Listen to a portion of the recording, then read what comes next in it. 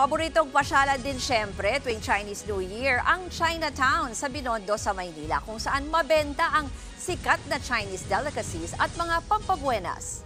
Patok ang hopya, sisig ng isang sikat na tindahan dito, maging ang tikoy na creamy latte ang flavor.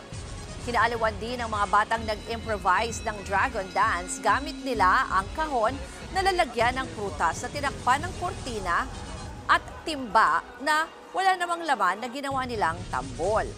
Paalala naman sa mga kapatid nating gustong humabol at magpunta sa Binondo, sarado po ang ilang kalsada kaya maghanda sa mahaba-habang lakaran.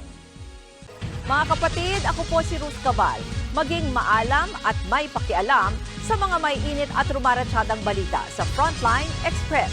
Para maging updated sa balitaan, mag-subscribe lang sa social media pages ng News 5.